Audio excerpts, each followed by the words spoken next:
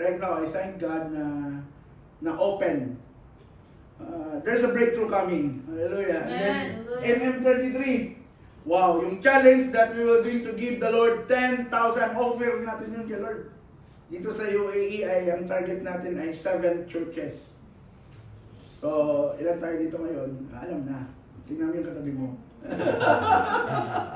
Wala po tayong kawala. Dahil po walang ibang gagamitin si Lord.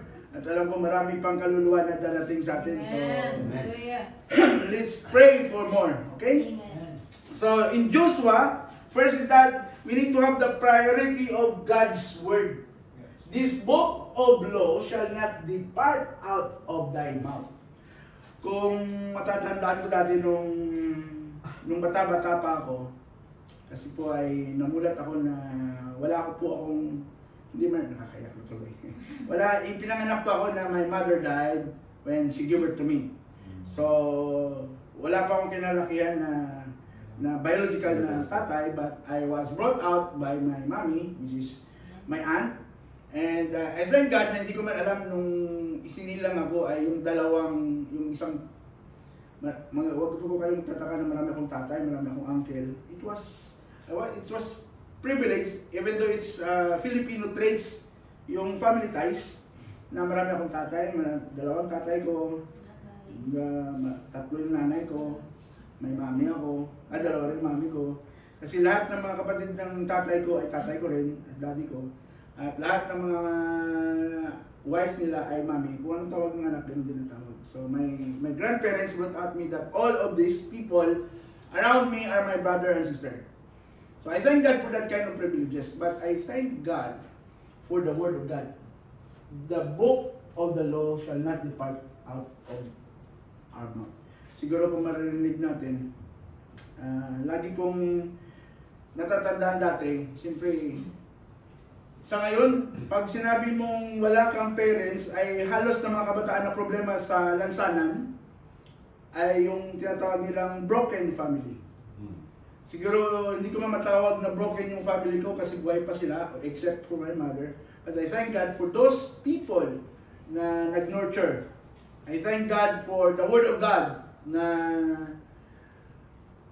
kung wala kang kaibigan, ang lagi kong natatandaan natin mula ng, diba, yung nagkatekises, tapos nung nag-attend na ako ng Sunday school, ang lagi kong natatandaan na Jesus is my friend.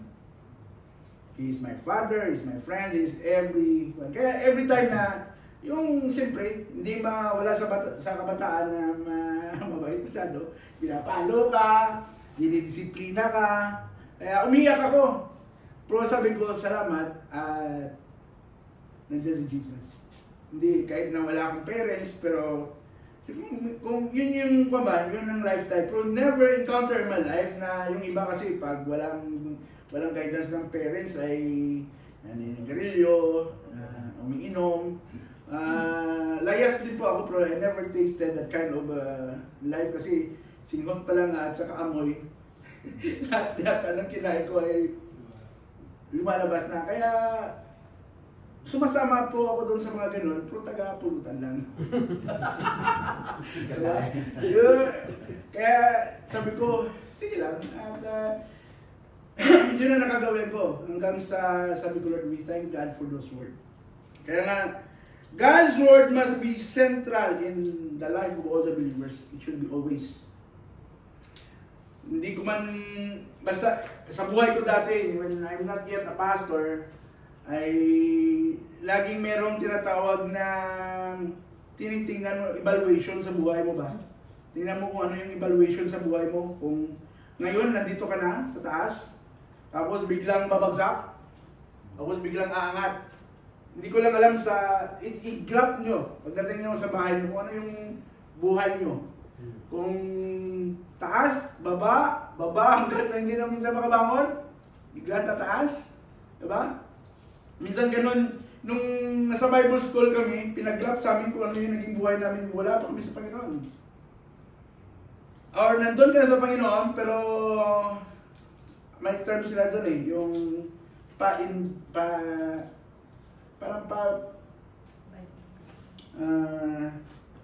yung parang kutu-kutitap ka lang baga. Andap-andap. Pandap-andap ka ng Kristiyano, sunod na linggo, kumbaga sabi pa malamig, mainit. No, may once in a blue moon ka lang makita. Pag mainit, mainit. Pag malamig, malamig din. Pero hoping this time that this word, ito yung pinaka-challenge sa atin ni Joshua, that this word will not depart from our mouth.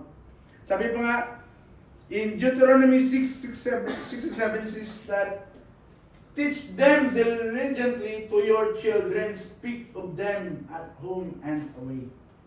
I thank God for my auntie doon po na nurture na laging nakikinig sa nung bata pa, laging may Bible school DBBS or Sunday school.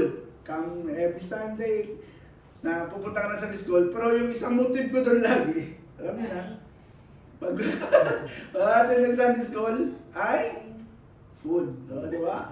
At least maganda naman na kinalabasan. Kaya yung mga uncle ko na pastor na ngayon, sila yung mga Sunday school teacher ko, alam na nila, pag nakita nila ako, ay praise God, naging pastor yung diba? Pero it's good thing that you have that. We will train up our child. Talaga pong kailangan natin silang every now and then, yung malayo man yung mga anak nyo, ay kailangan natin silang bigyan ng salita ng Diyos palagi. Remind them.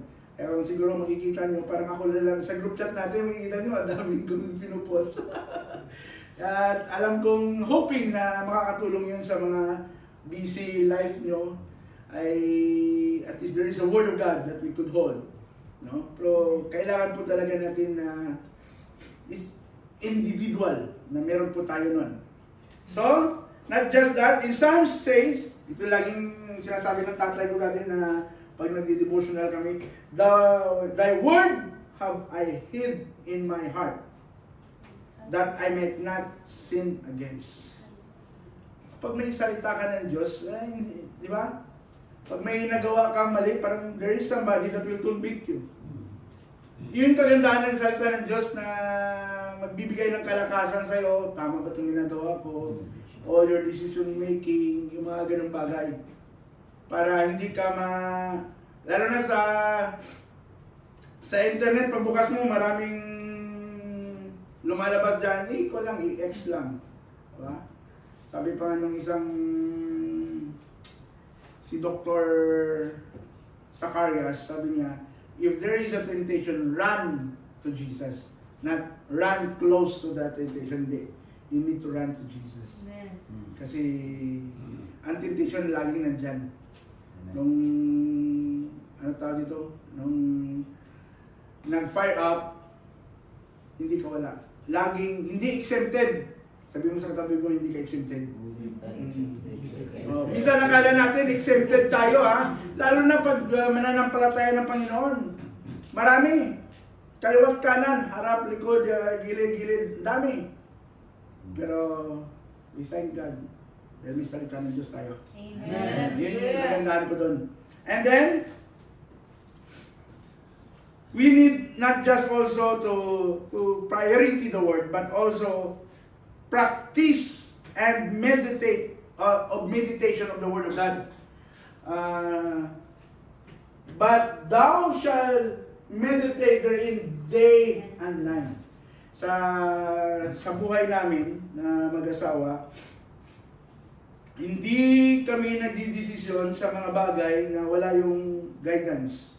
Ito ba Lord, confirm ba ito? Ito ba Lord ay kwan? Tapos, mas maganda yung malalim, yung nanamnamin mo yung mga salita ng Diyos. Kahit, sabi pa ng isang narinig ko, sabi niya, kahit isa lang, basta nanamnam mo yun. Kasi dadami rin yan eh. Ang patak daw ng ulan ay paisa-isa ko na hanggat sa dumadami. Diba? Hanggat sa mabasa ka, hanggat sa ma-enjoy mo. Ma-enjoy mo yung salita ng Diyos, ma-enjoy mo yung presensya ng Panginoon. Wow! Parang kulang yung araw mo pag hindi mo ninanamnam. Diba? Pero yung isang palala ng isang pastor na pag nagbasa ka daw ng salita ng Diyos at nag-meditate, huwag yung pagbuklat mo, ito na. Hindi dapat may pattern. Dapat meron kang sinusunod from